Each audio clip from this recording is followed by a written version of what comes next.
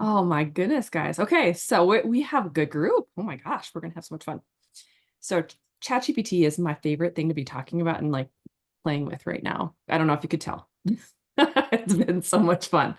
Oh, geez. Okay, so let's see, it's 101. We're gonna go ahead and get started. And so here's how it's gonna kind of operate. I am going to assume certain things. So for instance, I'm going to assume that you know what ChatGPT is.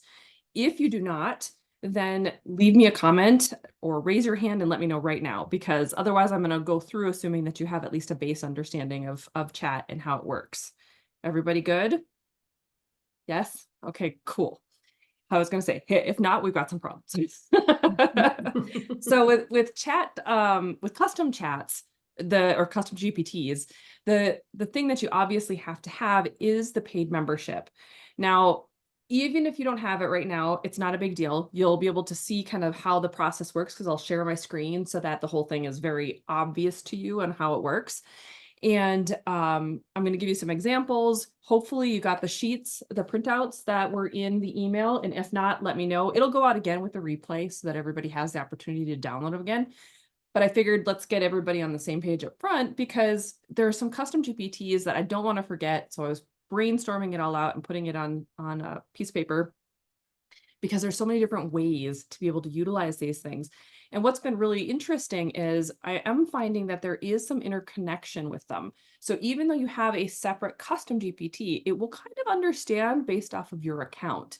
And I'm not quite sure that that's something that OpenAI has said is going to happen because it definitely wasn't my understanding as we were getting like starting this process with it, with the beta launch of it. But just so you know, there is going to be some memory that it will house based off of even your custom GPTs. So you sign up for the paid subscription.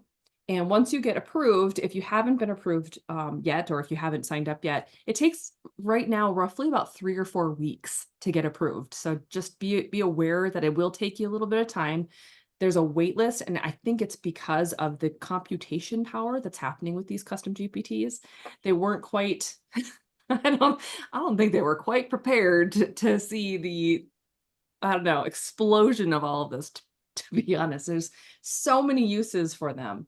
And the custom GPTs, what's really cool is that you can have multiple GPTs all for the same like pen name, for instance. So if you've downloaded the sheet, you kind of know like you can have specific task GPTs. And I recommend, if nothing else, starting with your brand one. Like just start with one that understands who you are, what your brand feel is about, something that understands your books, the titles of the series, the order of the series, kind of maybe what each book is going to be about, like a little synopsis. All of that sort of information is going to help train the custom GPT so that it understands and can multitask based off of the tools that you're going to want to use it for. However, if you want it to be very specific and want it to be trained in a way that can learn each task very rapidly and then have and house your language, the way that you want things to work, I actually recommend having separate custom GPTs for like the brainstorming GPT. Like if you're going to just brainstorm new ideas and you want to throw things at, chat and just figure out what's happening. If you are locked into a genre, you can create a genre specific GPT. So I'm going to go through the list real quick, but the genre specific one is really powerful because now it understands, like the tropes. It understands the typical story arcs. It understands like reader expectations in that particular genre, and it niches itself and its recommendations down further. So it's really cool. You can have a setting world building GPT where it's just about creating the settings, creating the worlds, diving deeper into that, especially for science fiction and fantasy. I think that's really helpful. But it doesn't have, like I said, they don't have to be broken out if it's going to be something that you're going to house, your series in, and you're already in the world building, for instance, right? This is more for kind of that brainstorming aspect. So if you want to create a series specific one, and the reason I'm saying series specific is there are times when I'm trying to create information or something that's going to be based off of just the specific series. And sometimes it's an ad. Like I want to create a Facebook ad or something for a specific series, and I want it to only understand and know about the 4 books in that series. I don't want it to be pulling from everything else. And sometimes it's fine, like in a brand one, but when you what I've found is that when you have a lot of books, it does get confused, and so you're having to redirect it back just a little bit more than if you separated it out where it's just like, this is the specific series we're working on. This is the set of characters we're working on. So if the series is ongoing right now, you want it to understand character development, you want it to understand your different series and what's happening. If you're mid-series and you want it to understand that in book 8, which hasn't come to pass yet, this really big thing is happening, so you can start foreshadowing. Like all of those things are really kind of important then to put inside a series GPT versus like a brand. Like if a brand, for me, when I'm doing the brand ones, it's very surface level stuff. It's just like, hey, here's the list of books. Here's the order in the series. Here's a small synopsis. I just want you to understand my brand so we can now talk about an ad for, Facebook, or we can talk about a social media post or wherever. So that's kind of the difference between those.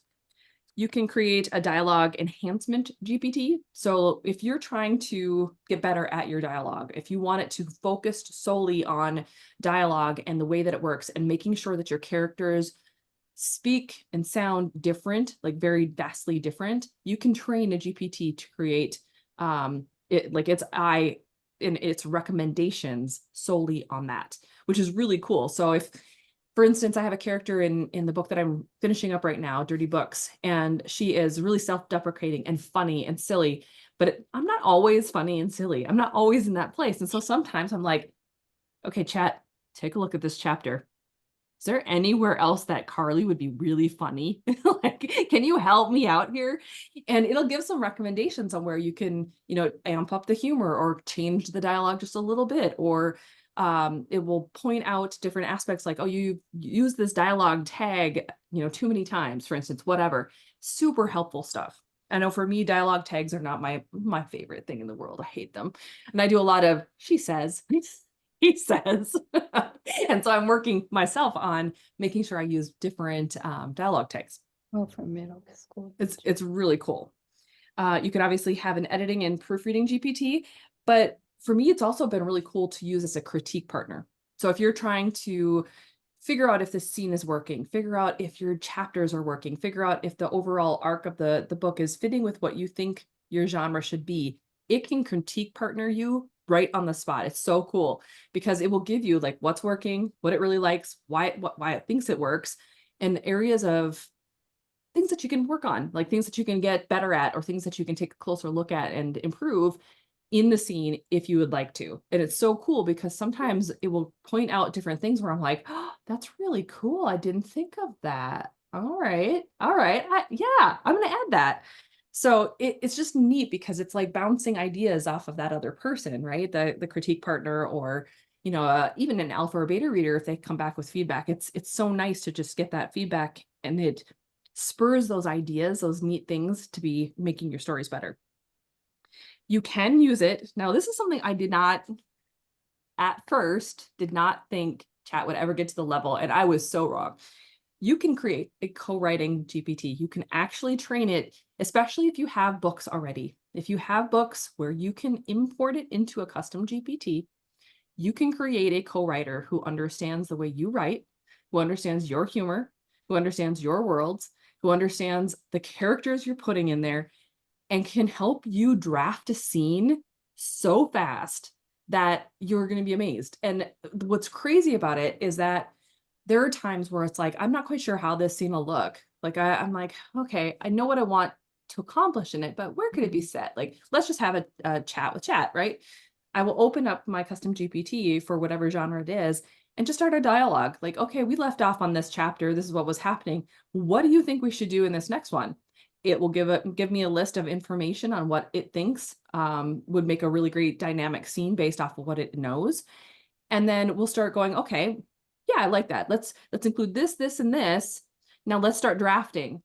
And it will start like the beginning draft. It typically will only spit out 400, maybe 500 words. But Mhm. what I'm finding is the more that I'm using it, the more that I'm testing it, the more that I am inputting what I like versus what it just spits out, the more it understands what I'm looking for, the more it understands those characters, the more it understands the direction of the scene. Because obviously I'm the director, right? I'm telling it what I want to see. This Mhm. is what my story looks like. And it's getting better every iteration, every chapter, every time we're working through something at understanding what I'm looking for. And so we draft it together, making it so much faster, right? And so there is that surprising element of, I used to think there's no way AI is going to be able to write a story. Well, no, it's not going to be able to write a story necessarily very well on its own. Mhm. However, if you are training the GPTs right, it's going to learn how you tell a story, what you enjoy about your stories, what you enjoy about your worlds. And as long as you are explaining to it what you expect of this scene and you go scene by scene, I've been seeing some incredible results with it. So there is that. We've talked on this a little bit too, social media and brand management. I don't know about you, but I am so fed up with social. I'm just like done. So it helps for me to be able to input my brand information into chat and be able to go, okay, chat, I need to either create a social media calendar. I need to go through my books and figure out, some hooks for TikTok. I need to create a social media post today because a book launched. I mean, it doesn't really matter what it is, as long as it has the information regarding the book you're trying to talk about, or the series, or just in your brand in general. You can do so much when it comes to the social media and brand management aspect of it. It's phenomenal. One of my clients, now I haven't done this one personally, but one of my clients has done it because she has some really dynamic characters and an incredible Patreon. So if you guys have ever heard of Only James, she's amazing. And her character, what's different with her characters on Patreon is that she has them have interviews and things for the audience. And so what she's done is create basically her character's brain on a custom chat GPT. And what it's done is like help her to understand, okay, this character is a psychopath, he's gay, and he has autism, right? And so like all of those things, and plus it gives a bunch more information about that character. Like you give it the entire character sheet, you tell it as much information as you possibly can. It is a little bit time consuming because now you're actually creating a character with memories, with ideas, with fears. Like you want to get very in depth with that particular GPT. But what she can do now is continue to train it so that it sounds like her character. And when she runs on her Patreon, for instance, like Q&As with her character and her Patreon supporters, she can feed that into her character's GPT and it gives the answers for her. And she's like, holy cow, this is really cool. So, and there's lots of different ways you could utilize it. Like if you're writing a scene, you're like, okay, chat, or, my character's name, I'm going to create a scene where you're going to be up against this particular protagonist and antagonist. And I want the protagonist, the secondary protagonist, to be able to do XYZ. How would you respond? It can let you know that, especially if you let it know some specific information, like I'm an Enneagram 7 and I like to, climb walls, like whatever it is about your character that makes your character them. It will base the information that it gives you off of their brain, like that particular character's information, because that's how you've trained it. It's so wild. It Yeah. is just so cool. Tammy says does ChatGPT for allow for larger uploads, an entire book? Yes, it does. And I'll show you where. Yep, it absolutely does. And you can upload so many things, including images. So like social branding, all sorts of things, like your book covers, your logos, like all sorts of things you can upload into the custom GPTs now to help you and help it understand like what you're going for. And now that they've integrated Dolly, which is their image Mhm. creation software within it, it helps it then understand what you're looking for when it comes to images. So like if you're like, hey, let's create a social media post that's going to look like my brand, based off of the social media post you just helped me write, it will understand better what you're after. It's really cool. Some more, we could do reader engagement GPTs. We could do book marketing and promotion GPTs where it gets a little bit deeper, where it's more like press releases and targeted advertising content. an ad analyzer GPT. Now this one's new that I was testing out, I think it was 2 days ago, where I took my Facebook ad campaign, and there's 4 different ads, and I was like, okay, chat, I need you to take a look at this image and analyze it for me and let me know which one of these would be better, like which ones would be the best to keep and which ones should like go. And it analyzed all the data on the chart from the screenshot and let me know which ads I need to, either increase the budget on or shut the age bracket off, like whatever the question was. Mine was specifically for age bracket. It was so cool. It is a little bit glitchy where I needed to tweak it a little bit more so it knew what column to be looking at when it comes to the conversion side of things. So it's not 100% there yet, but I have a feeling it's going to get better. And especially if you're training it, if it knows what you're looking for when you're asking these questions a little bit better, it's going to be even better. You can do book review analysis. That one's going to be a little bit, I've been thinking about that one, trying to figure out, like, is there a really cool, fast way to be able to just download or give it a thing to see a bunch of the reviews, especially if you've got hundreds of reviews? That's hard. But I think there's some value in just having it know about the reviews and being able to look at like common denominators, seeing what's working, what's not working, what are readers saying, like what is the big thing about your books that makes them special, because that helps you with ad copy, it helps you with your book blurbs, it helps you with so much stuff. And technically you could even create one for competitors. Like you could look at their reviews. What are they saying? What is it about their books that makes it so unputdownable, and start analyzing and put it into your mind so that you can understand, okay, so the readers hated Insta Love, but they love Enemies to Lovers. Okay, so next book, I'll be doing this. You know what I mean? So like you'll be able to start seeing trends within. You can obviously do it yourself, but it's a lot faster if you have a tool like Chat to be able to run through that information. This fun one, I'm actually in the process right now in my my one night stand club rom-coms, where I'm not necessarily creating a spin-off. So there's an alternate ending or a spin-off GPT. And now you can use that for reader engagement. You could use it for Patreon or Ream. You could use it for, whatever way to be able to keep your audience engaged. It could be just a reader magnet that you put out, whatever. But what's really cool about it is that if it understands your story, you could give it information and say like, okay, now we're going to create a short story, a novella, a novelette, whatever.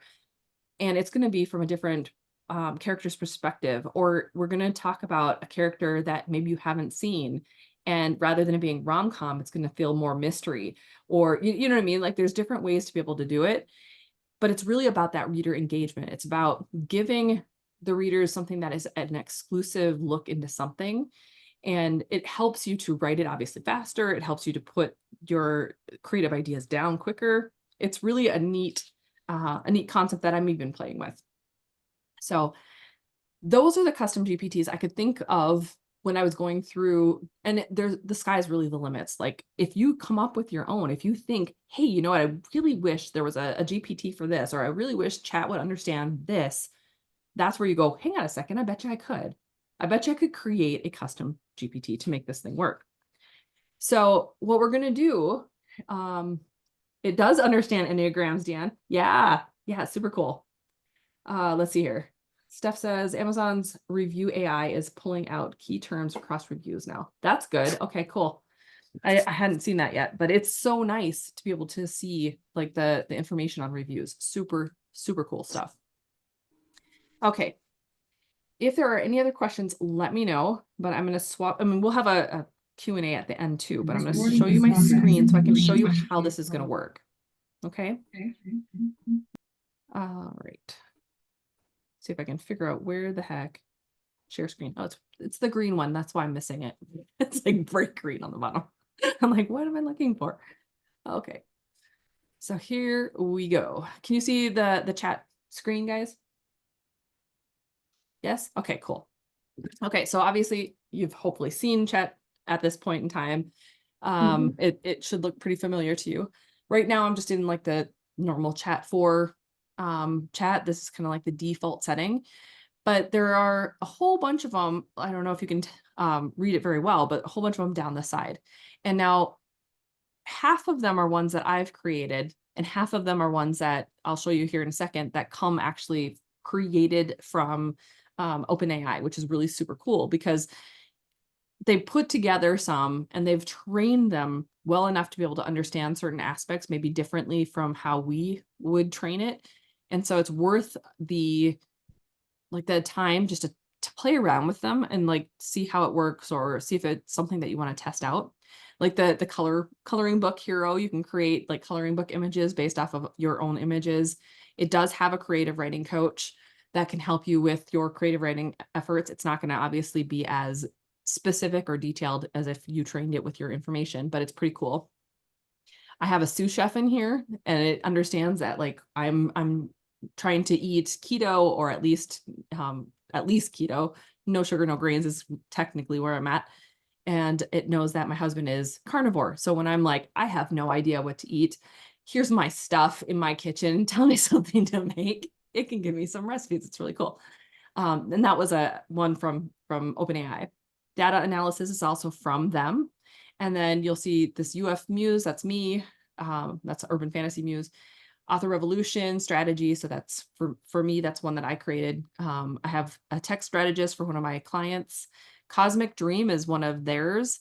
It's an image creator, kind of like Dolly, but it's a little bit more stylized. I have my rom-com muse from the rom-com pen name, Law of Attraction Guru to be able to help me brainstorm law of attraction manifestation stuff. And then Podcast Innovator to help me when I'm doing my podcast and get things going and updated. So those are the only ones that I've created specifically for myself because I have found like just having a specific brand one right now is enough. But that being said, I think once I switch back to writing in my urban fantasy, there I'll be adding more because I haven't been writing in that pen name. I've been doing the rom-com for the past couple of months now, since like in July or something. So I haven't needed to break anything out. And so for me, it's just been about the brand. It's been about the books that I already have. It's been about that sort of thing. And with the rom-com, it's just one series that I'm writing. So it's been very easy to house everything separately. But as I go into writing this next book, because when I'm finished with the one I'm writing right now, I'm going to be switching back to urban fantasy. I needed to understand specifically the accidental alpha world. So I'll be creating ones just for that series. So I'll be creating a series specific GPT for it. So what we do, when you're trying to create is you come over to this little button here where it says explore. And when you click that, that's where you're going to see my GPTs. And you're going to see, like if you scroll down, all the ones made from OpenAI. Oh, there's a Santa one now. Oh, that's cute. It's made by the North Pole. That's funny. That's new since yesterday. So they have like obviously ones that I haven't added to my own. So they have things like Santa, game time, negotiator, tech support advisor. So if your computer breaks down or something, I should actually send that to my husband. He has a laptop that he's trying to get up and running. Laundry buddy, there's that sous chef one, sticker whiz, math mentor. Like so you can click and load more and it'll show you a bunch of, well, apparently not very many, but a meme decipherer for Gen's 4 meme. Okay. So those are ones that are custom and created from ChatGPT themselves. But when you're trying to create your own, you're going to come all the way up to the top. And what you're going to do is click create a GPT. Okay. The first thing that you're going to notice is that it's got like a preview over here and it's got your builder on the left-hand side, right? Mm-hmm.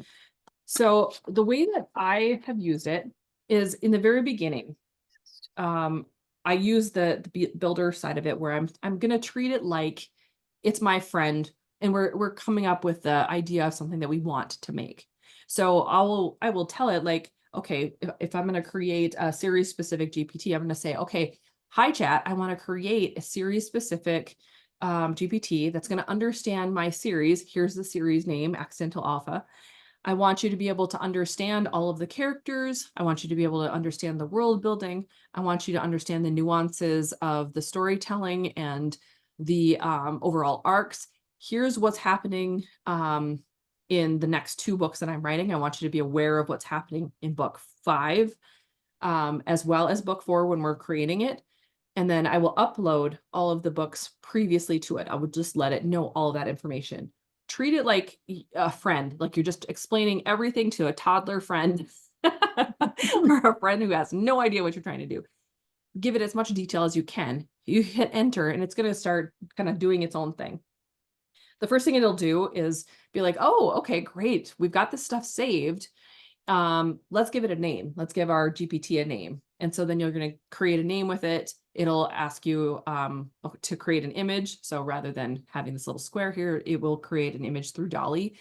And then it will say, okay, is this good? Are we good? And you can either say yes or no, and then hit save up here in the corner. Now, when you hit save, you're going to have a couple of options. So actually, I should have probably, I'll show you in a GPT that I've already done in a second. That way we're not wasting time showing you or me typing. But what's really cool is that when you come over to this configure button, so we've done create, it'll go through the conversation, hit save, but then I want you to come back over here to configure. Okay. Now it's going to fill in the name. It's going to fill in the description. It's going to fill in some of the instructions because that's what you've just done in the other side. It'll give you a bunch of conversation starters. If you don't like them, you can remove them, or you can find a couple of new ones, or you can add new ones based off of what you think would be a good starting point for you. I have never honestly used the conversation starters because every day is different. Every thing that I'm working on is different. So I don't have anything that's always the exact same question. It never works like that for me. But here where you see knowledge, this is where you're going to upload those files that we were talking about. So if you've got your books, if you've got your book blurbs, I have like a whole list of things that I wrote down. When you're training them, like you want to include all the things that you want that specific GPT to know, right? So if it's your brand, for instance, let's just talk about brands. You could include your character sheets if you want it to be able to write with you. You can include your world building sheets if you want it to know about your world. You can include some sheets that have series premises or book premises, book blurbs, all of the previous books. So if you're going to upload the book, do it in a PDF. Okay, don't try to do like a Mobi or anything like that. It's not going to recognize that. Do a PDF version of it. You can use book covers. You can do author notes and commentary. So just things that you randomly want it to know, you could do that. If you've ever done my series creations where you like do the mind maps, you can include a picture of the mind map so it understands like all the connections and where they're interwoven. You could do interviews or Q&As that you as an author have ever been involved in so that it understands you as a person. You could do marketing promotions and materials, so blog posts that you've ever written, social media posts, web content. Now, obviously, these are just examples of what you can put in there. You don't have to do all of it. You don't have to go like super crazy. It just depends on, is it doing what you need it to do? So sometimes it's best to start as like the minimal viable product, right? So start with just as much as you think it needs to know to do what you want it to do, and then grow on it, because you can always come back into the same spot and it'll go, oh, you're back again. And I'll show you when I go into one of my GPTs. It'll go, oh, you're back again. Is there anything I can do better? And so you can add more details, more instructions to it then. So don't feel like everything has to be done in just this setup phase. But you can include your research material. So like if you're writing historical in any way, shape, or form, if you're writing information, that's going to be a nonfiction work. I mean, all of your research can go up in there so that it understands what you're looking at. You can include information from other influential works. Now, here's where that copyright thing gets a little tricky, right? If you don't have permission from that author to upload their work, don't do it. If you're trying to utilize it in order to mimic their style, don't do it, right? If you're trying to include Taylor Swift songs because you love her lyrics, but you're going to write based off of her lyrics, don't do that either. Like you can tell it, hey, the vibes of Taylor Swift are awesome. I want to create a book that incorporates this vibe, whatever, but you don't want to have it try to mimic it, because that's where you can get into trouble. But you can ask it for thematic styles. You can ask it to take a look at it to understand the thematic style of it and just get a good grasp and understanding of what you're trying to work towards when you're working on your story. So those were all the ones that I wrote down. But like I said, it just depends on the GPT that you're using. And I have found that you don't need necessarily to do all of it, because if you've written anything before, let's say you've written in a series. So like with me with Accidental Alpha, I've written 3 books already. I have imported in the brand thing, the first 3 books. I wanted it to understand like the dynamics of the story, the dynamics of the characters. Mhm. And as you're reading, you know, a normal person gets a pretty good sense of what these characters are like. And so will chat. So will custom GPT will understand, you know, kind of who these people are, even if you don't include the character sheets, right? So it just depends on where you're at with your stories and what your goal actually is. So when you go into a custom GPT, let's say I'm like, okay, I want to, where is my UF one? There we go. I want to add more information in the Urban Fantasy Muse. I will come over here. When you come into it, like you click on it from this left-hand side, click on it. And then up here in the left-hand corner, you're going to click on it again to edit it, right? Click on that. And so see how it says, welcome back. Is there anything that we can do better? So here's where you could add more information and just be like, okay, you've been getting a little bit confused between this character and that character. I want you to make a special note that this character is this character, you know, whatever. You can come in here and like really give it specific detailed information based off of what it's doing wrong when you're in and playing with the custom GPT. Or let's say you finish your book and now you want to add it into this section. Obviously, I don't have even all of the books in here. It's just a few of them. So you add the books in here and let it understand the book. Or if you're writing a series right now, this is one of the things I did with the rom-com. I'll show you real quick because it's actually ongoing. I have, I think, 2 more chapters that I'm doing. When you come into the custom GPT, you can say, okay, here's the first book, right? Here's the book as far as I've written it. And I want you to just know where we're at. And so that's why there's a date. I always use a date so that I understand, you know, which version of this book is in there. So I use the date and let it know, okay, this is as up to date as this particular book is. And I want you to understand what's happening and how this is working. Now, for this particular series, I just gave it information, like basic information of who the characters were, what the series is kind of about, where it's kind of going, who's going to be coming up next, like who's the protagonist of each book, and then uploaded the 2 books. And that's it. And so we've been rocking and rolling from that point. And what I'll do is I'll come over to Romcom Muse and I'll typically be like, okay, so chat, let's go ahead and start drafting whatever the next chapter is. I expect us to, you know, kind of pick up where we left off on chapter 28, because I do when I'm doing it from that part perspective, I will give it obviously the most up-to-date PDF. And so I want it to go back to reread. So go back through, I will tell it that. Go back through, reread Dirty Books up until this point, and then we're going to start brainstorming the next chapter, whatever the chapter is. And so you hit enter, it will go back through, it'll do like a knowledge base thing. So we could actually do that.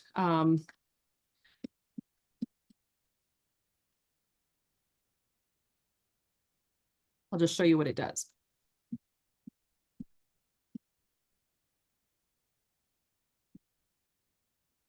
So what it'll do is it'll hit its knowledge base. So it says searching my knowledge, and it understands where the book is. It'll give me kind of like a synopsis of what we've done so far, like how the book's turning out, like whatever. And as it does that, then I can go, okay, now you understand where we're at. Let's start drafting, or let's start brainstorming this next chapter. It's so fun. It's so cool because it will give me like a really good insight into kind of options on how I can go next. It's super cool. Let me go back. I see some comments happening here. Yeah, Rob said yes. I have found that ChatGPT 3.5 has extreme difficulty providing word counts for some odd reason. So word counts as in like you put the chapter in there, Rob, and then say, hey, how many words is this? Is that what you're saying? Okay. Yeah, I don't know that I would use chat for that necessarily, but I mean, I don't know why I would get confused by numbers either, but it should be able to figure it out. But I typically just go based off of what Scrivener says. Okay, see how it says I finished reading Dirty Books from this particular series. Now we can proceed with doing the next chapter, right? What would you like to focus on? And so when it asks that question, what's so great about that prompt is now you as the author can go, okay, in this scene, it's the final chapter. I want to make sure that we're doing this, this, and this. I foresee the scene, like you just give it as much information as possible. And sometimes that can take a minute, right? It can be something that isn't the fastest thing in the world, but what happens is the more information you can give it on what you're expecting, the closer to your goal, the closer to your vision it can get. Mhm. It's so cool. And then you can start picking and choosing, like, do I like this? Do I not like this? Are there elements in here I want to keep? Yes, no. I've very rarely used an entire chunk of text as is because I will have my own idea of what I want to see, but there are going to be some little golden nuggets hidden in that the confirmation or the content. There we go. Oh my gosh, can't speak today. And so then I'll kind of go back and forth and play around with it. Now, just to keep in mind, Chat 4 has like a chat limit right now, and I'm not quite sure if that's always going to be there or if it's just because custom GPTs have like freaked out their system. But you can do up to 40 chats, so 40 in 3 hours. If you go over 40, it will block you out for like a 2 hour time frame. It'll say, sorry, you need to like cool down. You've you've been going at this for a while. And yeah, have fun. We'll see you in 2 hours. And it'll give you a time frame when you can come back. So that's just something to keep in mind. So if you're just looking for really small tidbits, it's, I go ahead, but just know that like if you're going to ask, rapid fire small questions, it's going to pile on pretty quickly. Okay. It was sort of important for the short story contest. Oh, gotcha. It was just naughty. That makes sense. Okay, Rob. If you have one custom done for one series, can you build the social media posts inside that customized chat? Yes, absolutely.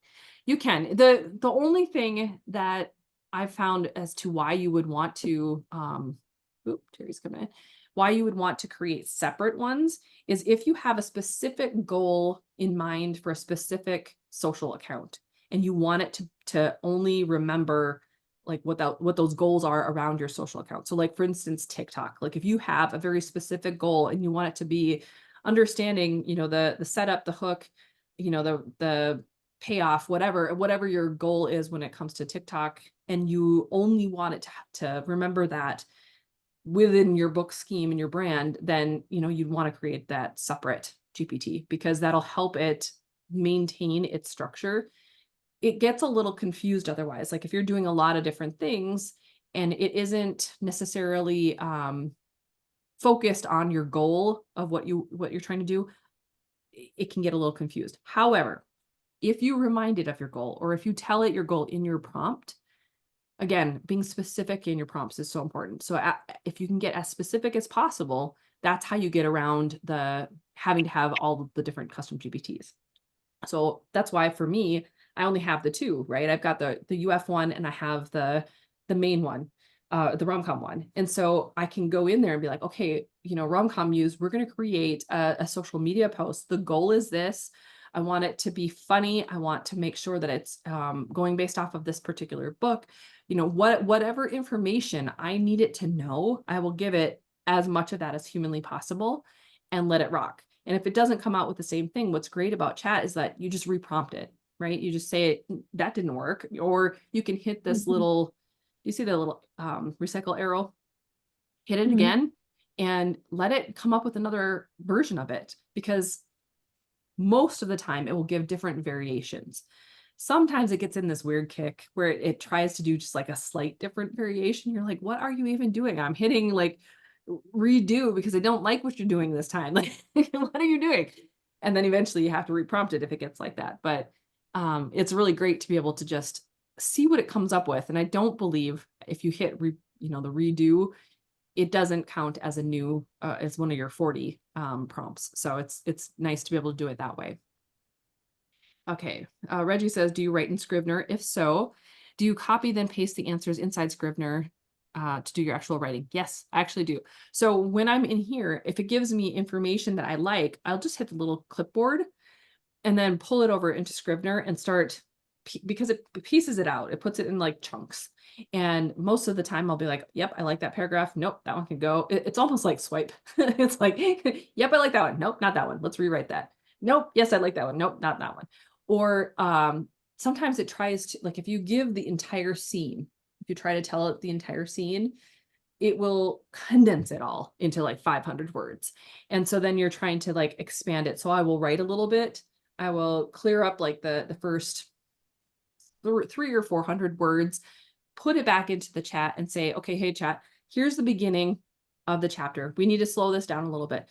Knowing what you know about what we just talked about and how this scene is going to look, let's slow down this next section. Help me to write just the next section where they're going to go to the restaurant, right? Or they're leaving from house to the restaurant, and whatever it is, because sometimes it like just wants to jump. Oh, we're at the restaurant already.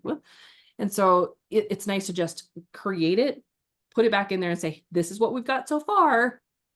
Go from this point and have fun and see what happens. And so it's really kind of neat how it will, like, it's like a dynamic back and forth if you're using it as a co-write or as a creative brainstorm for the scene, back and forth. Hopefully that makes sense. Good question. Thinking the same thing. I would be shocked if we didn't see an OpenAI Scrivener plugin. Oh, that would be so good. That would be super cool. Although in saying that, Scrivener is really slow to update. They are so slow. So I don't know. That's questionable. I had the problem with a business book I'm writing for a client. Chat paraphrase the very important need to be detailed examples. Okay. Yeah, it's like the paraphrasing stuff. You almost have to work in sections for each chapter or each scene and just keep, work through just the beginning part of it. It'll give you some really good details, but then rework it to where you like it, put that in there and say, here's what we have so far, chat. This is what we've done. I want you to continue on knowing what you know about the scene and just see what happens. And when I do that, it's just been so much fun. I mean, I will then typically, I'm going to show you one of my chats that I've done before. This one.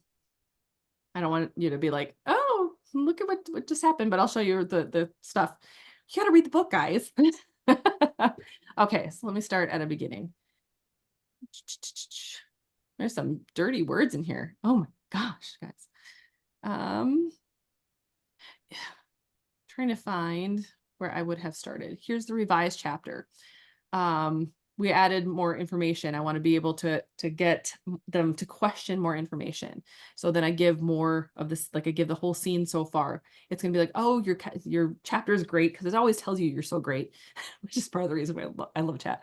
But then it gives more information, or it helps you to slow it down. And then I pick and choose. See how it separates each of the paragraphs? It's really nice because when you copy it and paste it into Scrivener, it's very easy to swipe like, I didn't like that. What is that? Like, no, get rid of that. Go away. We're going to start that over again. And so it's nice to just be able to see what it puts out. And I just keep going back and forth. Like, here's the revised chapter again. Here it is. Have fun with the whole thing. And then it's like, oh, still looking good. Okay, here's some more that we can do. Do you see what I mean? It's really about that back and forth and having a dialogue with chat and figuring out how you like it to be. And then I always try to either make sure it understands, like if I'm going to continue for the day, make sure it understands, here's the final chapter. Like, you don't have to do anything else with it. I just want you to know what it looks like, because I'm not going to upload the PDF yet. Here's what it looks like. Now let's go to the next one, or let's do the next thing that I need you to understand. And it's super helpful. If I'm doing social media posts, what's really nice, especially if you're batching, you could do it all in the same thing where you're like, okay, let's do a social media batch or social media post for this book for this day. And then tomorrow we're going to build off of the one from the day before it. You can like prompt it to understand all of those things. The dynamic aspect of it is really cool. What's the difference between what is the difference between writing using the creative writing coach and using a chat you've created? The biggest difference is that the writing coach is more generic. It understands writing from the concept of like, you're trying to create prose, you're trying to do this thing. But when you create your own, it understands more your specific style. It understands hopefully the genre you're writing in if you're giving it that information. So then it starts to niche it down a little bit more, and it understands more what you're trying to get at. And so I think I've used the creative writing coach like once and gone, no, it's not anywhere near as good. So it's great if you're not sure what genre you want to write in. It's great if you are just brainstorming and trying to come up with some ideas. It's great if you are at that starting point of just you're open to anything. But as soon as you start trying to niche down, it's not as good at understanding everything that you're trying to do specifically for you. Okay, so can you ask the chat to add the newest chapter in the knowledge base? I think technically you could ask it. Whether or not it does it, that's another question. I have never tried that. That's a great question, Reggie. So maybe that's something I will test out and we'll see what happens. But test it yourself. Anytime you have a question like that, anytime you're like, I wonder what chat would do with this, ask it. Because it'll tell you, it'll be like, I'm sorry, I don't know how to do that. Or it will tell you, okay, we just uploaded it. It's fine. Like it'll tell you those information. And that's the other thing. So with these particular custom GPTs, right? So there's a list. If you are not 100% sure of how you would get it to train that particular GPT, but you want to have, let's say you want to have the character GPT, right? What you can do in the normal ChatGPT, just ChatGPT 4, is say, hey, chat, I'm going to create a custom GPT that is going to be a character GPT. I'm an author, like make sure it understands what that means. Like I'm an author. I want to help creating a custom GPT. What do I need to give you to train you as a character and act as my character's brain? It'll start giving you step-by-step instructions of what you need to upload into that custom GPT. It's crazy. It's so like, you don't even need me to be able to do that at this point. You can just go in there, ask chat, and it will give you information and help you to piece out what you need. And that goes for obviously all of the custom GPTs. You can ask it, how can I help you understand and how do I train you properly to create this particular GPT? And it will tell you like, here's what would really help. Like it'll give you a list of information. It's so great. So it's just like, you can ask what kind of image files can I include? You could ask all sorts of questions, but anytime you have that moment where you're like, I wonder if chat can do this thing, ask chat, ask them. And because it's like, they will respond. It's so great. Okay. I'm interested in getting chat to give me feedback I might receive from an experienced alpha or beta reader. Is so great. Yep. On my book or individual chapters, how helpful, detailed is chat's suggestions and feedback? So good. So good. Like what it'll do, I would recommend doing chapter by chapter, because if you try to give it too much information, it will just condense it all. And sometimes that's helpful. But if you're looking for scene feedback, I would do a chapter at a time. And what it'll do is take a look at whatever your specific thing is, or if you leave it up to chat, it'll give a general consensus. It'll be like, oh, this seems like it is fitting in the rom-com theme. And so far it looks like the scene is built, great, or whatever. It'll give you that kind of compliment sandwich at first. But then it'll say, but if you were looking for more information to make this scene better, here are some suggestions. And so then it'll give like, I've seen as many as like 8, and then I've seen as little as 2. So it just depends, I suppose, on what it sees could make the scene better.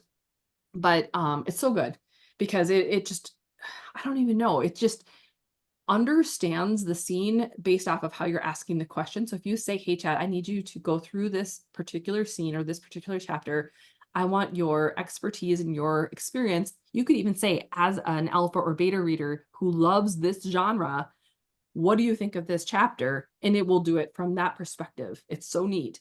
And yeah, the feedback is great. So I've used at least 1 or 2 things almost every time I've asked that question. As a critique partner, it's fantastic. What is the recording button in the top left? Where top left? Are you talking about for like Zoom? That might be what you're looking at. Oh yeah, she's recording the session. There we go. There's one on the chat over at the left. There's a little red light. Here somewhere? One more. Yeah, I don't see that because for me, the record is over on the other screen. I've got 2 screens going. Perfect. I didn't know if chat itself had a recording of the whole session. That was where I was headed with that. No, it's just here. It's just the Zoom conversation. Very good. Thanks. Yeah, you bet. So it's been one of the great things about like playing around with it, and just the more that you play with it, the more you're going to understand how you need it.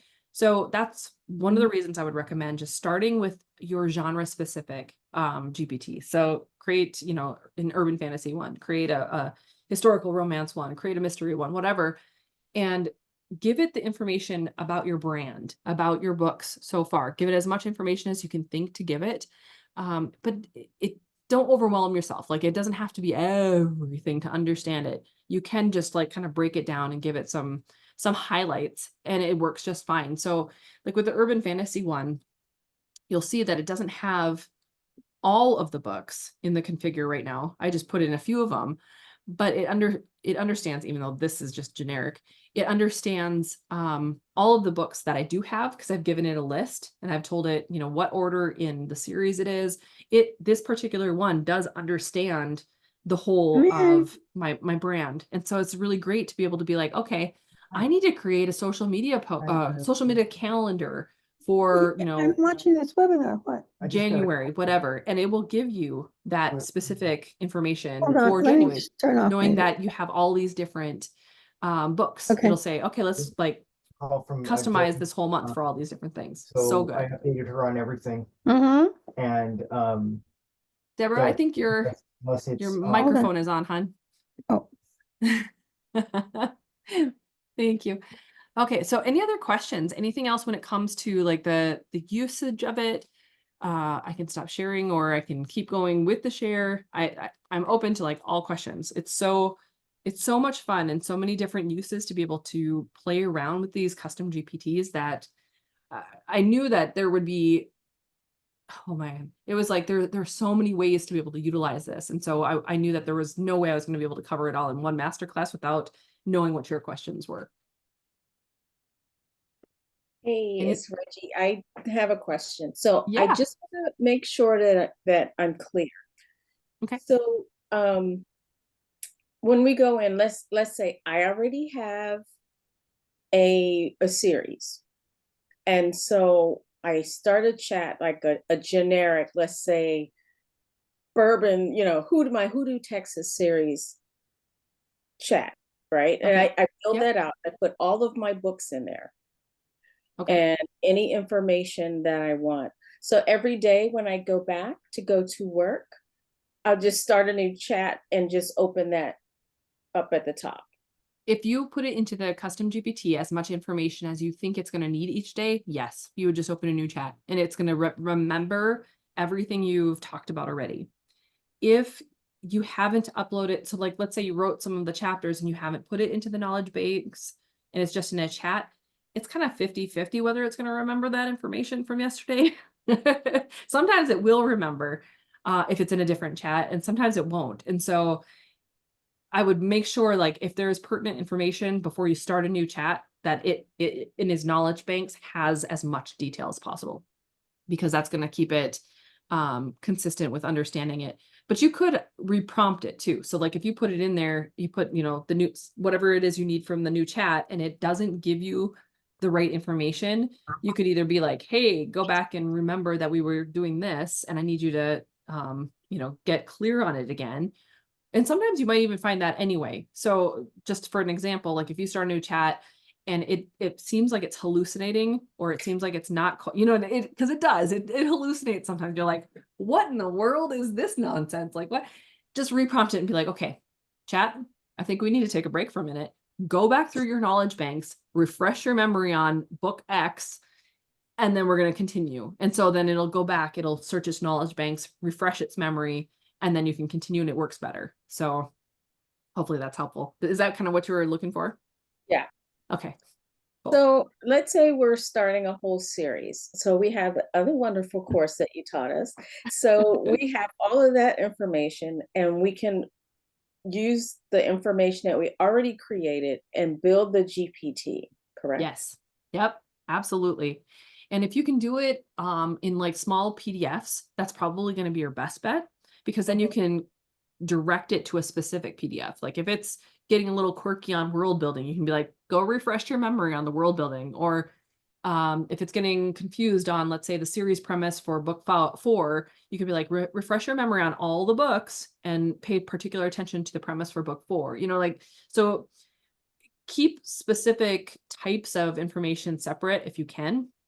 Character sheets, keep each individual character sheet separate, because then you can always, direct it back to that particular sheet in the knowledge banks, and it's going to help a lot when it comes to kicking out better information. But the more you play with it too, and the more you're using the process, the better results you're seeing. That was one of the interesting things that I found when it came to the co-writer aspect of it, where I'm writing back and forth and I'm giving it information, and while it tries to condense everything, the type of text that it gives, the quality kept going up. Like it's getting to the point where I'm like, I can use a good chunk of this now. Like when I first started, it was a little bit questionable. Now it's like I can use big pieces and with little tweaks. I mean, it still has some stylization aspects that I don't overly like. And so I'll fix that as I'm writing, because I have a certain style of how I like my paragraphs broken up or whatever. But overall, it keeps getting better based off of how much information you're inputting into it and using. Okay. So do you have, or would you recommend doing your character building outside of your, let's say, your brand GPT? Would you like do that outside and then put it, then, download it as save as a PDF and then put it inside?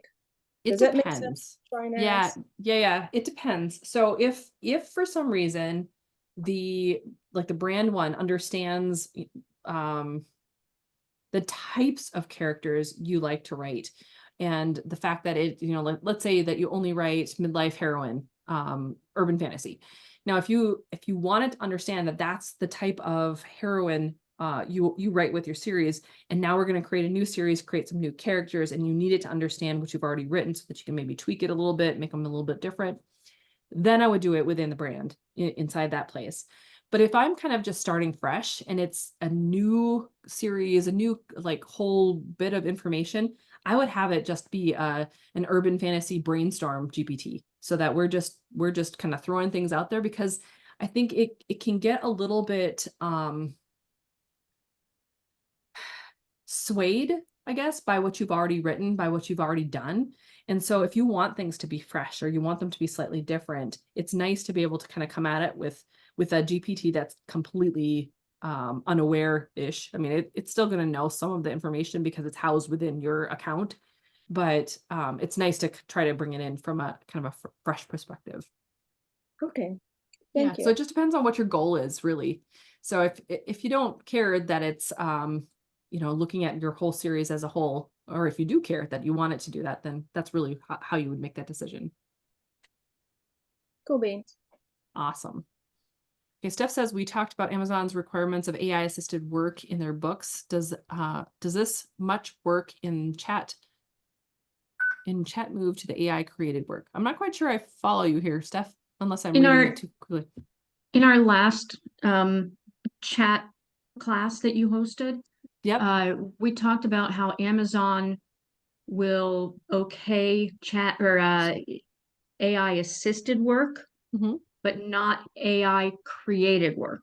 No, they'll still approve it. They just expect you to, there's a checkbox where you are going to let them know. Now, technically it's all voluntary, but you can check the box saying this is AI. It was AI assisted and AI, it was a different word. Yeah, I've totally spaced it too. But yes, so you're going to basically let it know that you've been utilizing AI to create the content. And what bothers me is that it doesn't even say what is there a percentage? I mean, you could have done it for one single page and you're going to have to check the box. So it's up to you, really. I mean, I've talked about this with other authors as well. Some people aren't even bothering, which I don't know. It technically would go against the terms of service, TOS. right. But it kind of just, I mean, there's no kickback. But there's nothing that Amazon is doing as of right now to make it seem like they don't approve. So it just depends on will they eventually have a problem with AI content, or Are they just utilizing it as kind of a like a survey? Like we're not Mhm. quite sure what they're doing with it just now, but they'll still approve your book just fine. It's Okay. just that they're asking that question, they expect you to answer it. Okay. And technically it's voluntary, so I'm sure there are plenty of people who are lying. I guess, yeah, I just wasn't sure based on this much work. Last time we were talking about Yep. you more concept work versus writing work. So that's Yep. where it came from. And I think it just depends on you. Like how you utilize these custom GPTs is really up to you too. You don't have to go as in depth as having a co-writer or a someone who actually goes and creates some of the prose for you. I've been playing around with it just so I can understand, can it do it? And so I've been so surprised, to be honest. I've been actually floored at what it can come up with, which has been cool. So it depends. And if you're not Okay. training the GPTs, this is my take on the copyright issues. If you're not training the GPTs on a specific, I want my books to be like Sarah J. Maas. Like if you're Okay. not doing that and you're still creating it with your voice, your books, you're training it on your work, the issues of copyright are not there. It's just going to have its generic understanding of the genre. It's going to have understanding of tropes. It's going to have its understanding of like reader interpretations and perspectives. And then And it's you going to want drill that. down on you. Yep. And Okay. it's going to focus on you and your storytelling and how you're training it to work. So it's Wonderful. just, yeah, it's so good. So as long as you're not, specifically telling it to take passages from, Sarah's books or exactly mimic her style or something along those lines, you're going to find that there's the copyright issues are null and void because you're still creating your story. You're still training it. Okay. You're still writing it with chat. You're still, at least as far as I'm concerned, like when I'm writing those chapters, I'm not letting it come up with the entirety of the thing. Like I have a specific goal Right. in mind. I know what my story, my chapter, my scene is going to look like. I'm prompting it with as much information that I know about it. And I just want to see what it comes up with. And usually I will take little passages here and there. And every once in a while, I'll be like, holy cow, that whole chunk was really good. Yeah. So it just, I it like just that. depends. And I like that. I just wasn't sure based on how deep we were getting into it, what they would think. But the Mhm. fact that they're not looking too hard right now, that's fine with me. Yep. Um, Yep. And they've to be honest, they're launching their own AI audiobook narration that I don't feel that they are AI, negative. So okay. my guess is that they're probably doing it in preparation for any kind of legislation that might come. Because Okay. if we get anything where it's like AI assisted or not AI assisted, because that's the one where AI.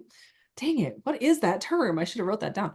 Yeah, if it doesn't understand, or if that legislation ever comes down where we have to tell people that this was written with a co-written AI situation, I think they're just trying to prepare so that they can Okay. flip a switch maybe, and so that there's like a little thing that says, AI was used in the creation of the story or something. I know that they did a big switch lately where they were putting all AI or AI generated, those people who just go in and say, write me a book on XYZ, and then they're posting it on Amazon, that they tried to separate those at least. So that's, we're going a bit deeper. We're using our writerly minds to really dig in and still create. So Yep. Oh, wonderful. Ian says Thank you. it's AI generated versus AI assisted. Thank you, Ian.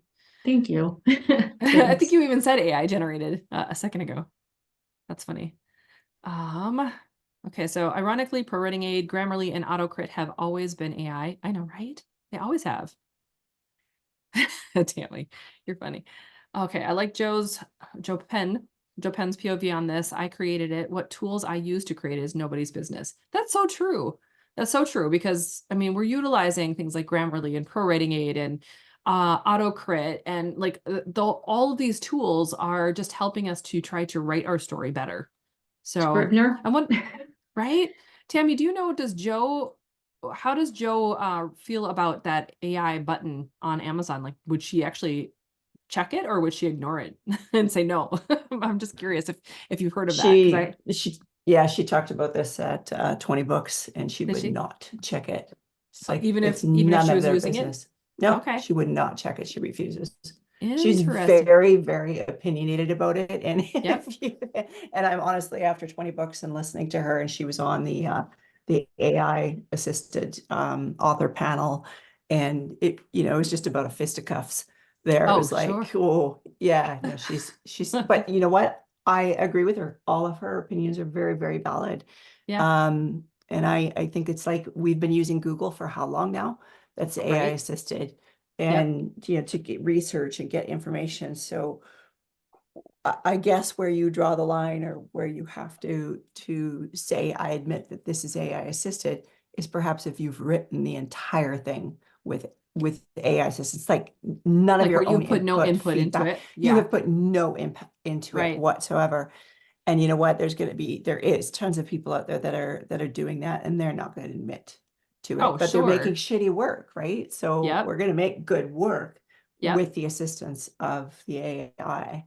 Well, yeah. I mean, and it's so powerful as a tool. It's like I can't fathom not utilizing it again. It makes, like, as an author who's been writing for over a decade, it makes me feel like I'm not alone, which is so weird because it's a program, right? But I don't feel like I'm creating this thing in a box anymore. I feel like I have like that outlet, like that brain outlet, to be able to go back and forth and have conversations.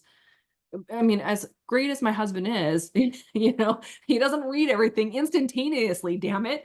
And his feedback on the rom-coms right now is pretty much nil. He's like, good scene, like, so it's not the best.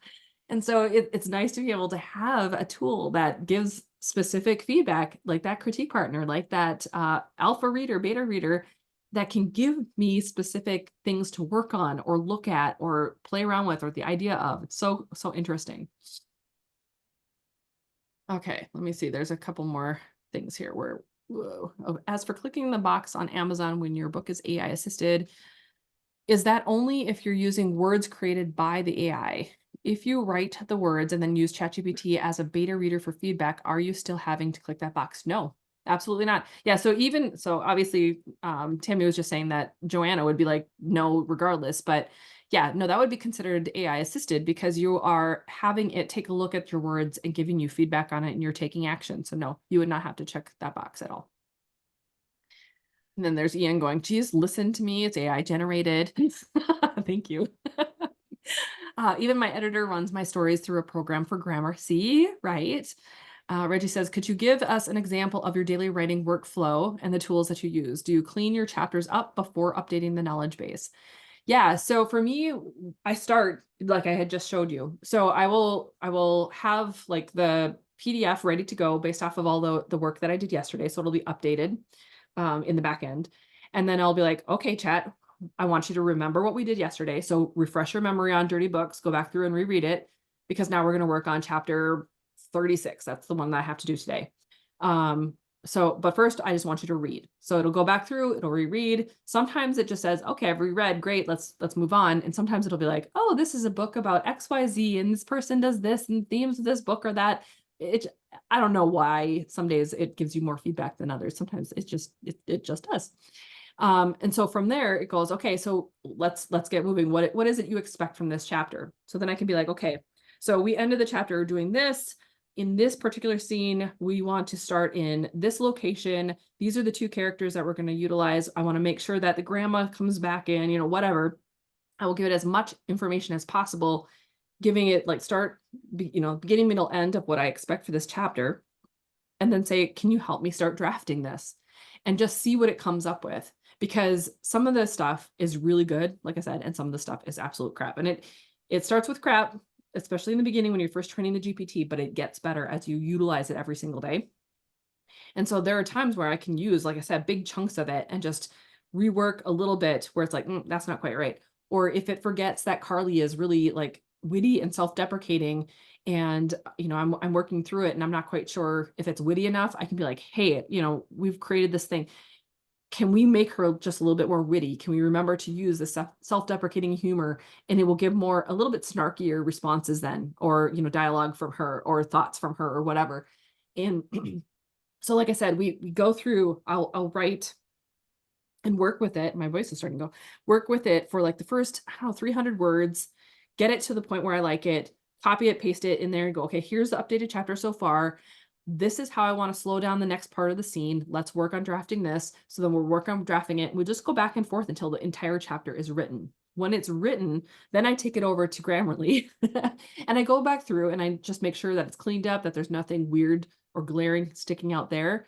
And I'll typically reread it one more time, because sometimes when you copy and paste, from ChatGPT over to Scrivener, it has like that last updated version of your chapter was great. Here's how we're going to keep going. And then it'll have like a little line break and go. And if you're not paying attention, sometimes that like chunk of information could end up in your chapter. You don't want that, especially since I post the chapters on Patreon after I'm done with them. So I go back through and I reread, and sometimes a little bit slip. And so it's great because I have a beta reader who's on my Patreon for both. And I was like, I think your ChatGPT got in there again. I'm like, oh yeah, well, delete that. Never existed. But it's great because then I'll, have the whole chapter done. I'll put it up on the Patreon. They can read it. They can give me feedback on whether or not the chapter or the scene works. And it's like real-time stuff. So that's how my flow has been for Dirty Books. When I first started with Dirty Plans, the first book, it was more the opposite. It was like, I would write the whole thing and then I would just ask it for, what did this, like, knowing what you know of this book or this particular genre, how is this scene looking to you? And then it would give me that information. It would give me this is great. This is what could be better. And then I would go through and make it better and then ask it that same question again. So it really just depends on how you want to utilize chat and how it works, because you can do it either way. You can literally write it together, or you can have it just give you the critique partner answers. It's really good. So hopefully that makes sense. Poor Colin. He's not here. He doesn't have to defend himself. Come on. He'd be like, what? It's romance. I wouldn't even read it if it wasn't for her. That's what he'd say. Except he'd sound way cooler because he's British. And just to have someone help with the analysis of all the research is invaluable. It is so good. Yeah, I agree. Sorry, I wrote the second one of AI generated because I didn't know. Ian, you're fine. It was funny. Okay, really helpful. Good. Love the idea of using it as a critique partner. Do you have any samples or examples of how good it is? Oh man, it would have been like ages ago. That's a good question. Because its name isn't Camilla or Carissa, so. Huh? Its name isn't Camilla or Carissa, so I need to know how good it is compared to you and Camilla. Thanks. Nice.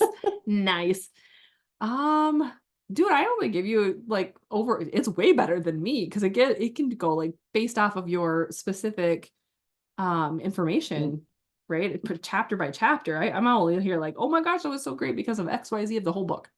No, dude, you're brutal. I am not brutal. I suppose if I was doing the Word document one, I am. Then I edited a little bit too much. Sorry. Okay, hang on. Look, you're distracting me, Tammy. Give me a second. I'm trying to. This is, see where it says Jaded Brewer novel? That was the funny conversation that I had where I was actually speaking it into ChatGPT, if you've heard that story, and trying to get it to give me a brewery name, and it was like, oh, that's so cool. You want a brewery name? What's this for? Is it for a novel or is it for you're just like, no, just give me a name. What are you doing? Summary. Oh my gosh, what the heck? Okay, I'd be way back. No, that's a summary, I think. That's not gonna work. Pretty books 1 through 13, I think. Or it's gonna be confused. There we go. Let's see. Oh, red text. Whoa, sexy scenes. Oh, hang on. Oh, that'll give too much away. Hang on a second. Usually you can tell when it's something that they were giving specific information, because it'll have bullet points, or it'll have like 1, 2, 3s, and it's pretty nice that way.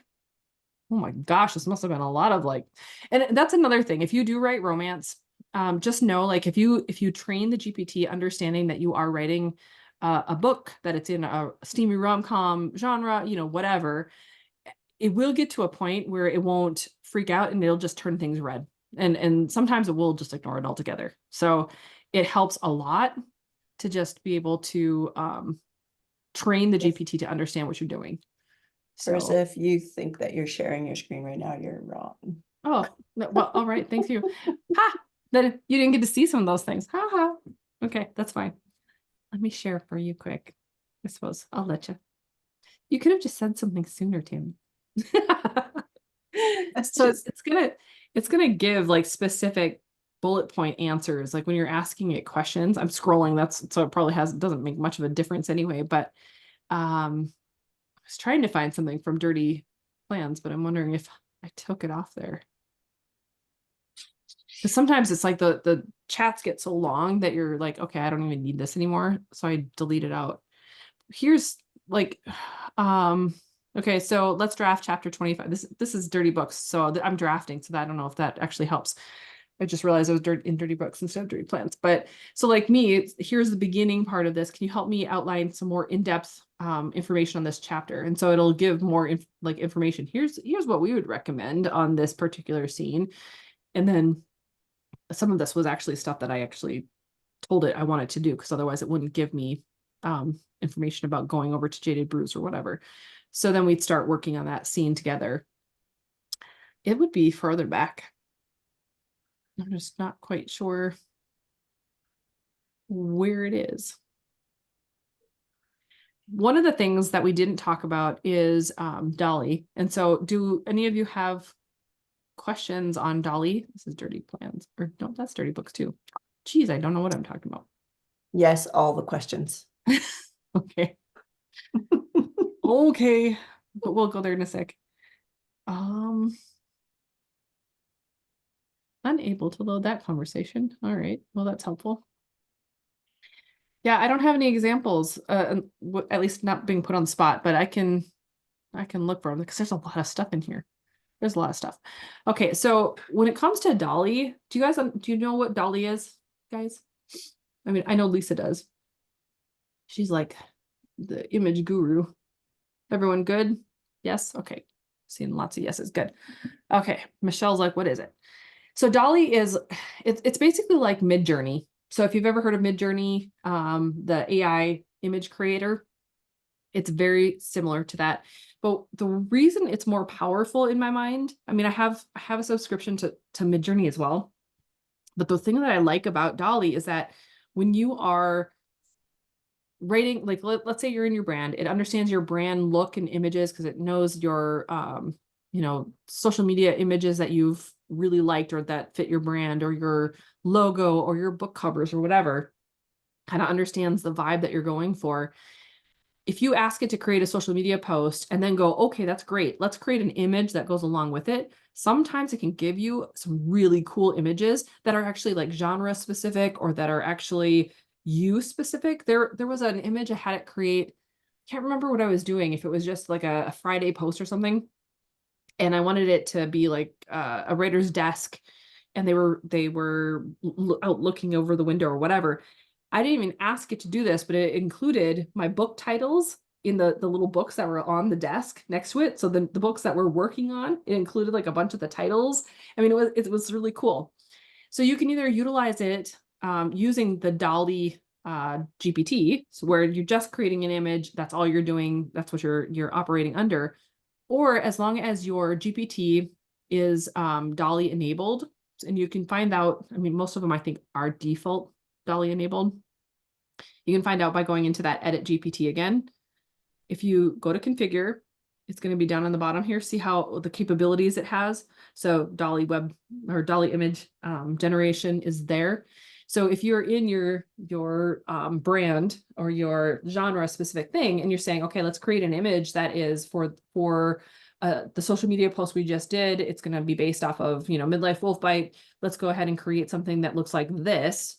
Now it's going to understand not only the social media post that you just wrote, but it's going to understand your brand as well. It's really cool. Does that make sense? And you can do it in the same chat. Like you don't have to go over to Dolly to do it. You do it all in the same chat. So good. Okay, so if you tell it you're writing romance, you won't get a warning message about violating terms. You'll still get the warning message, but it turns it red and you can still see its response and you can still see your response.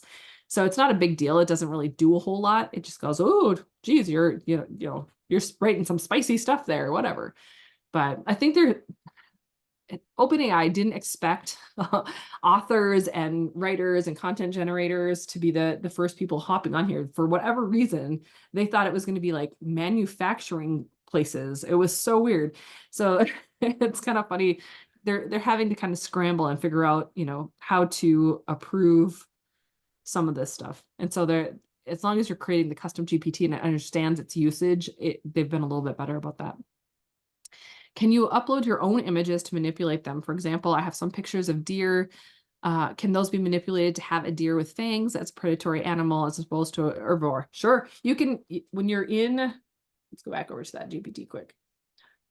If you're in here and you have an image, there's like this little paperclip, upload it and just say, hey, this is an image that I really like. I want to create an image. I would probably say an image similar because it's more than likely it won't take the exact image and add it. It'll try to do something as close as possible. AI pearl clutching. That was funny, Lisa.